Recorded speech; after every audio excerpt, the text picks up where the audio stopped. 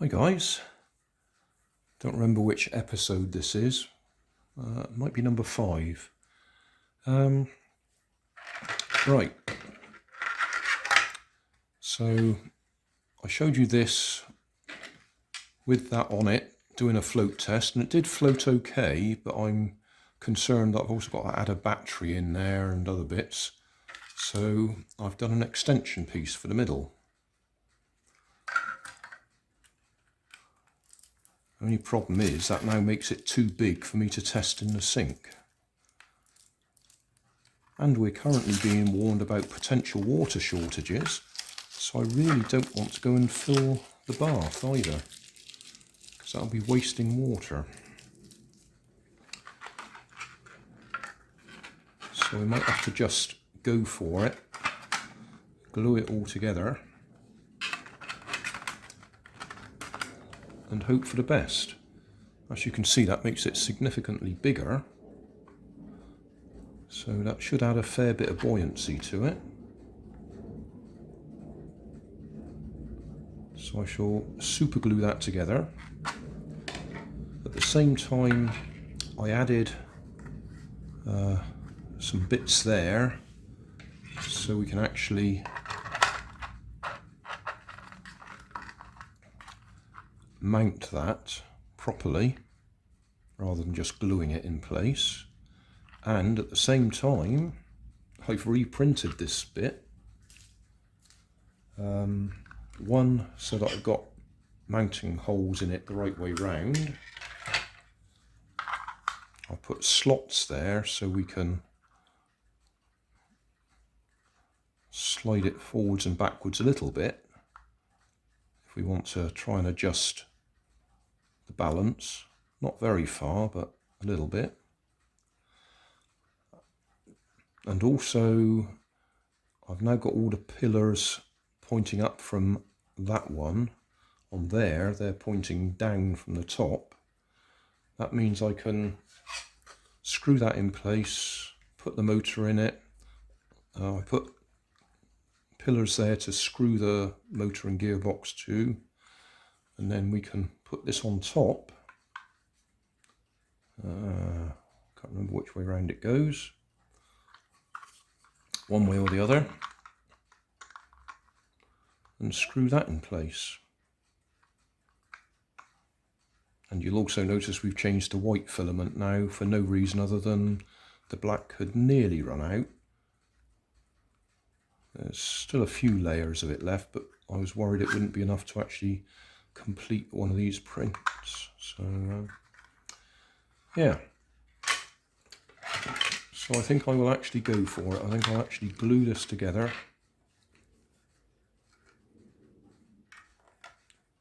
and then see if it floats when it's all done. That's the hull glued together. I think I might varnish it.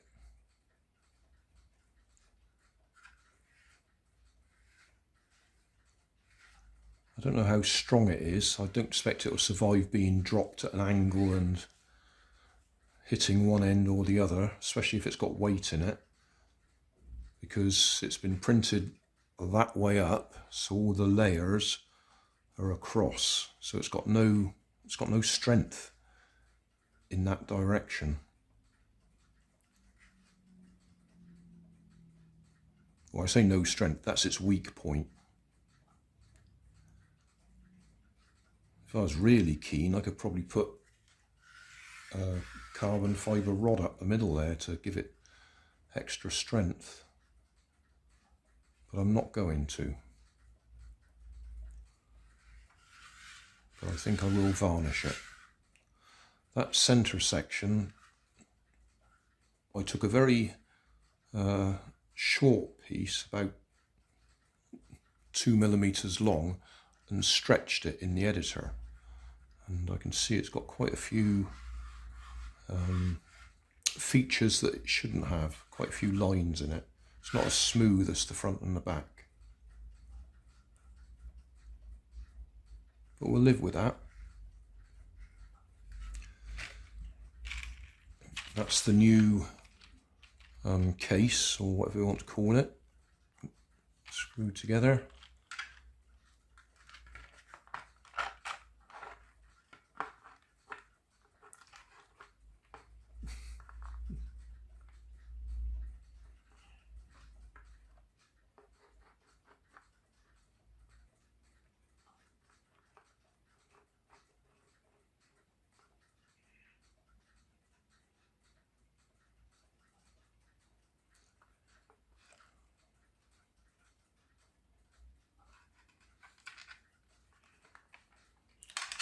Need to get batteries in there, and the receiver, and the ESCs. And as I say, my plan is to fill this with foam. I'll probably use the expanding foam. Just spray some in there, let it expand, and then trim it off to the right height.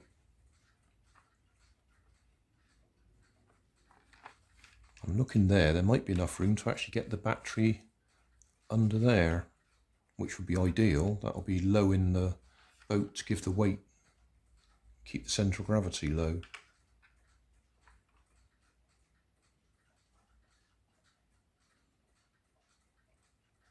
Oh, you may notice I made a very slight adjustment to the position of the pivots because two of these were a bit too close together. I'd obviously got my measurements slightly out, so they look slightly better now. I mean, there's flex in there anyway, but two of them, the middle two, seem to be a bit like that. So I've adjusted it.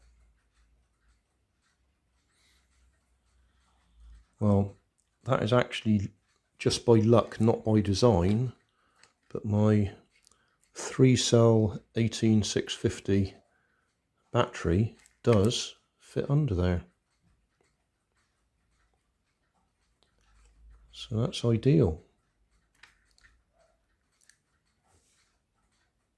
The only problem is weight distribution, whether that's too far forwards.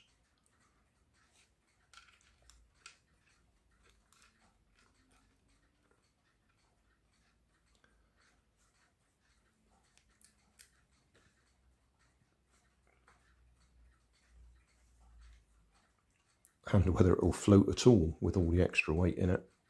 Thanks for watching. If you want more information, check down below in the video description. If you like this video, you might like this one up here.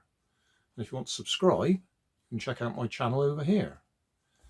Up here is my latest video on my channel, and down here is a video playlist associated with the video you've just watched. Thanks again for watching.